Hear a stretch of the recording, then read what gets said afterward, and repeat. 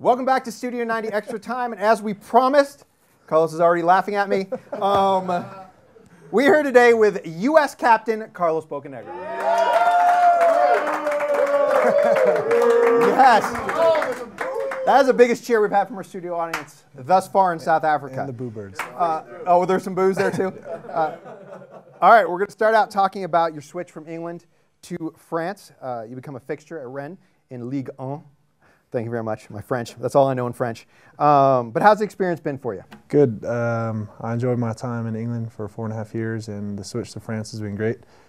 I like the football there. I like the culture.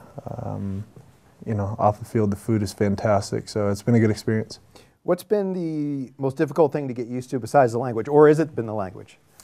The language was definitely hard at first. I think it was a pretty easy transition, actually, coming from England to France for me. If I would have had to go directly to Europe and to a country I didn't speak the language, that would have been more difficult, but the transition wasn't too difficult. The clubs help you out with the moving situation and got me a tutor and stuff like that, so I was able to pick up the language quickly enough. How is the French going? Pas mal. There we go. Almost fluent. You talked about the off-the-field lifestyle. Sort of what do you do in your downtime? What kind of a town is the club located in? It's cool. It's a town of about 200,000 people. It was not hit by World War II, so a lot of it's still preserved, and you know, a lot of history there. So luckily enough, I live right in the center of town, and I can just walk around everywhere. The bakeries are fantastic. The bread is probably my favorite part of France. Yeah. And you know, it's just a nice small European city. All right, let's talk about the England game, of course. Now, I know you've been asked every conceivable possible question by the U.S. media and by the English media. So I'm just going to ask you, what does it sort of mean to you and the team to know that so many people are going to be watching back in the States and cheering you guys on? Yeah, it's cool. I mean, obviously we know this is an exciting game for fans on both sides of the pond, It's exciting for us as players, but I think with all the media attention that it's been getting, we saw when we were back in the States how well ESPN was covering it and all the commercials. So it's I think it's something that every U.S. soccer fan is going to be looking forward to, and we want to go out there and perform and give them something to cheer about on the 12th. All right, so you played in England for about 5 years. These guys hold no mysteries for you or the other players.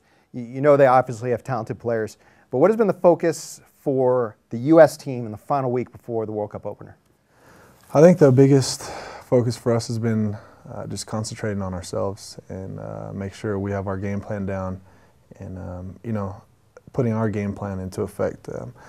We're aware of what England can do and the different formations they can play and what they bring to the table, but, at this point now it's about us more than anything else, and making sure we're focused and we're all on the same page and going out there and putting together a good performance from our end so we can control that part of the situation.